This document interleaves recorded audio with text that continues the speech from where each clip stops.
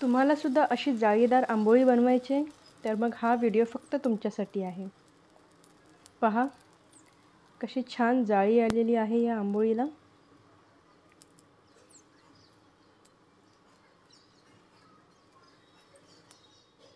यासाठी आपल्याला एका भांड्यामध्ये तांदूळ घ्यायचे, कोणतेही तांदूळ वापरू शकता तुम्ही। इथे मी 2 वाटी तांदूळ घेत आहे।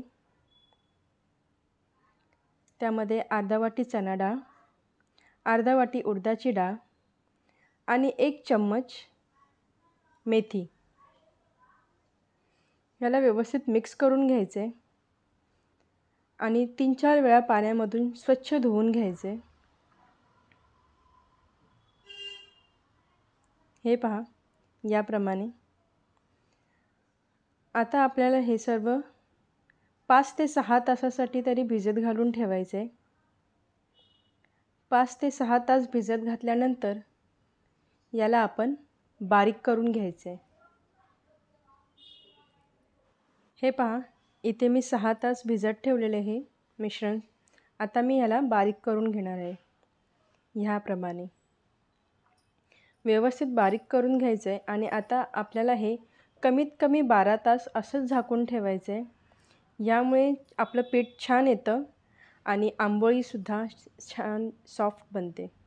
हे पहा याला मी 12 तासासाठी ठेवलेलं, कसं पीठ छान फुगून वर आलं आहे। असं पीठ आल्यानंतर आंबोळी अगदी मस्त बनते। आता यात आता आपण मीठ टाकून ह्याला हलवून घेऊया। एवढं असं पातळ असलं पाहिजे जेणेकरून आपली आंबोळी व्यवस्थित येईल। आता इथे मी पॅनवरती थोडंसं तेल लावलं आहे आणि अशा प्रकारे आणि आता मी इथे आंबोळी टाकते। पळीच्या साहाय्याने मी ह्याला स्प्रेड करते। जास्त पातळ नाही करायचे, आंबोळी ही थोडी जाडसरच असते। ही पहा कशी जाळी आली।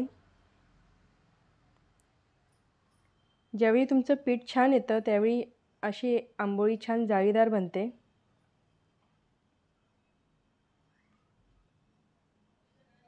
आपण याला असंच ठेवायचे थोडा वेळ। आता ही आंबोळी खालून हळूहळू आपोआपच सुटत जाईल, मग त्यावेळी हिला मी पलटी करणार आहे। ही पहा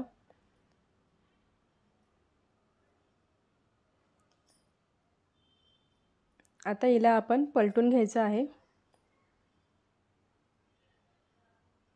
ही पहा कशी खरपूस छान फ्राय झालेली आहे।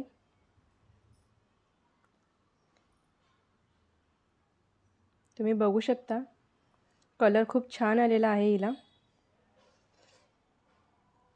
अशीच दोन्ही साइडनी आपण हिला छान शिजवून घ्यायचे।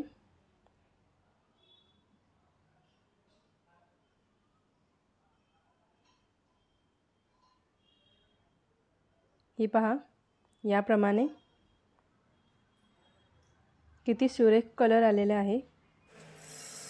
याचप्रमाणे आपण आपल्या बाकीच्या आंबोळी करून घ्यायचे।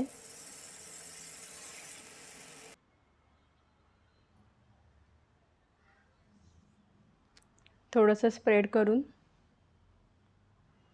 हे पहा कशी छान जाळी आलेली आहे।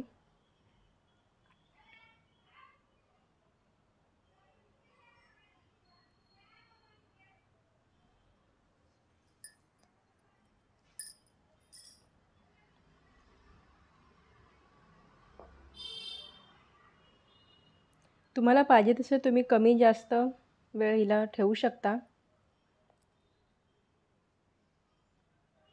अशा प्रकारे ही तयार झालेली आहे। आता इथे मी आंबोळीला काळ्या वाटाण्याच्या उसळबरोबर सर्व केलेलं आहे। काळ्या वाटाण्याची उसळची जी रेसिपी आहे लिंक मी खाली डिस्क्रिप्शनमध्ये दिलेली आहे, तुम्ही चेक करू शकता।